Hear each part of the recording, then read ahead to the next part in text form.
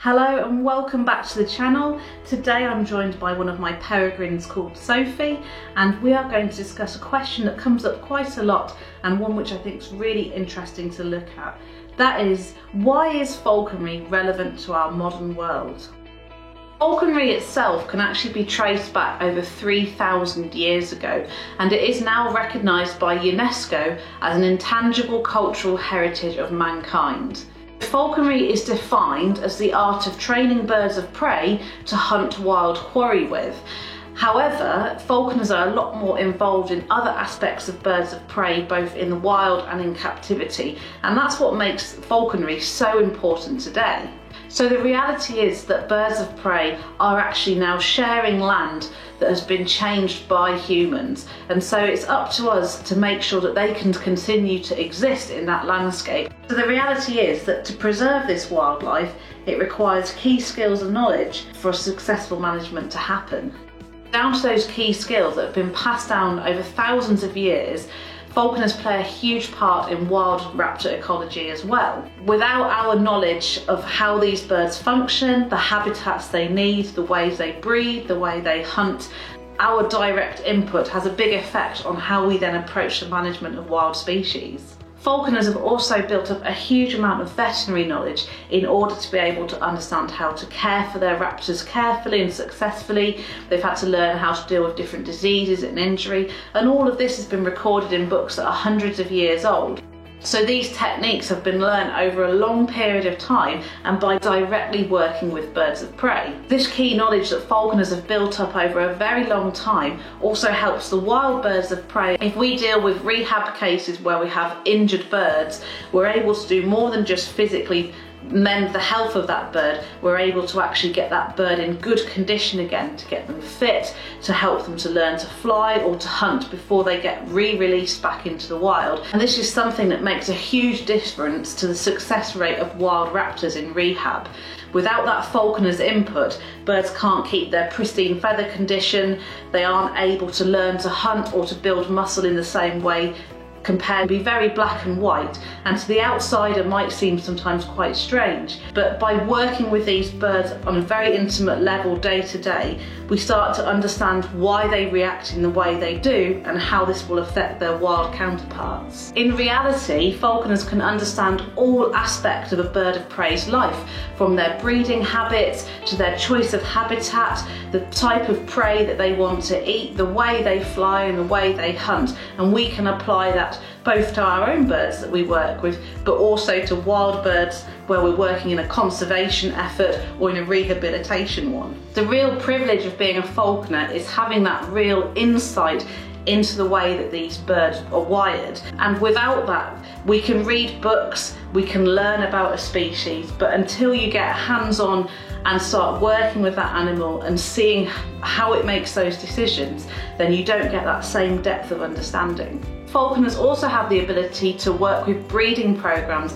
and this is really important for wild birds of prey, and indeed there have been a lot of cases where certain wild bird of prey species have been saved or have been supported because of captive breeding projects. So by us understanding what those birds need in a breeding environment, how to rear chicks, how to help the parents to do that successfully, so we're helping to establish some of the most threatened birds of prey on the planet.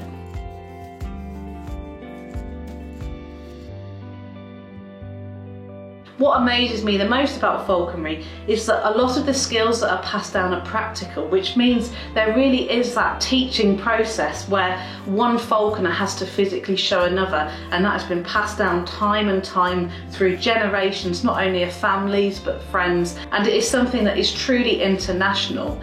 Even if you meet someone from another culture and you might have a language barrier, I've worked with other falconers from other parts of the world, and when it comes to the actual physical falconry, it connects you in quite a special way because you all have this shared understanding and passion for what it is that you're doing.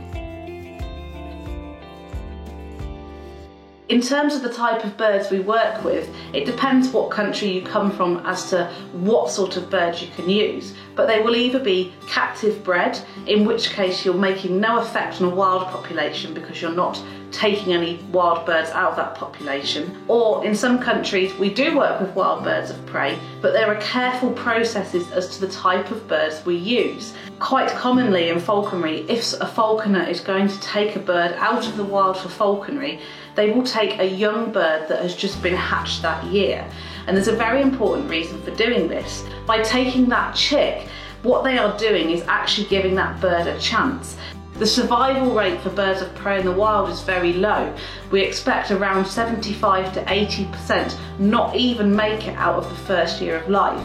So if you were to take the smallest or weakest chick out of a nest, rear it, fly it and train it as a falconry bird, you then have the ability to give that bird a chance that it wouldn't have gotten. It probably wouldn't have even made it out of the nest. So the falconer is able to teach that bird how to be a bird, how to hunt, and then after a year they're able to re-release that bird into the wild for it to live out its wild life. What's happening with the timings is that the falconer protects that bird in the most vulnerable period of its life, which is the first sort of winter. So when that bird grows up, he will have food each day, he'll be safe from predation, and it means that when he's then reintroduced into the wild, he will be a fit, strong bird that's capable of hunting and looking after himself, and hopefully will go on to breed future generations of birds. Now certainly hunting is something which is a very Marmite topic for a lot of people, and certainly it's not everybody's cup of tea.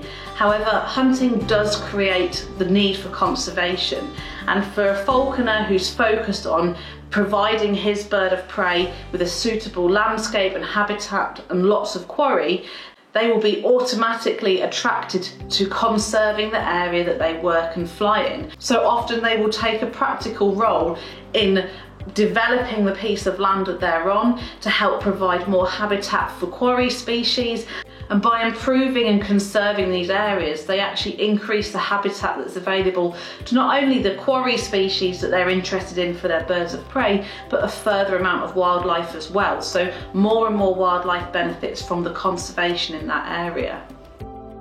I think sometimes falconry can be seen as something that's very old-fashioned and ancient.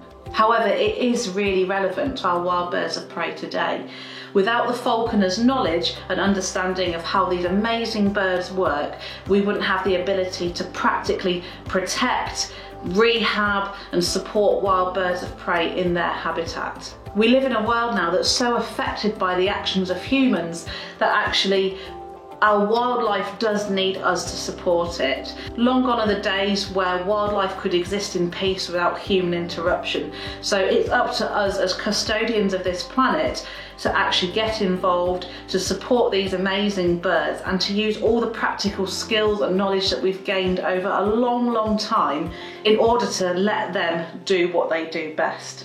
The falconer's goal is to keep their bird as healthy and in good a condition as possible, and when they fly, to see them fly to the best of their abilities.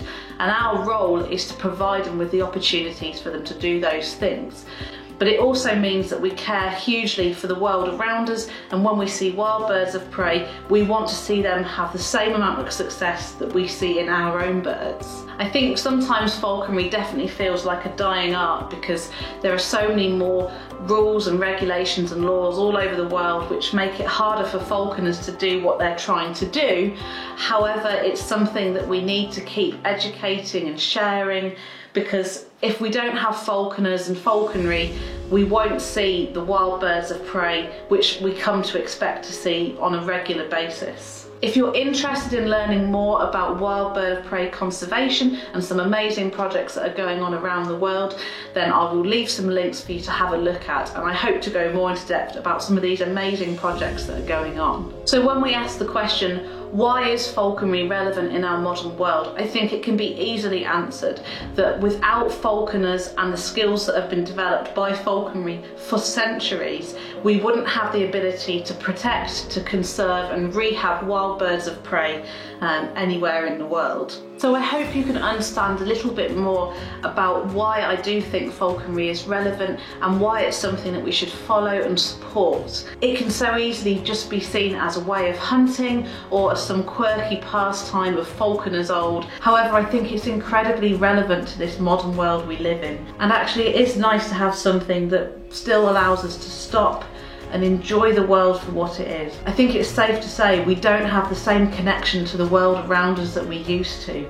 So I think it's very important that we have this opportunity with something like falconry to take us out into the world, to enjoy what's going on around us, and to basically remind us of just how amazing this world is and the animals that are in it. As always, thank you so much for watching. I hope you enjoyed that, and I'll see you again soon.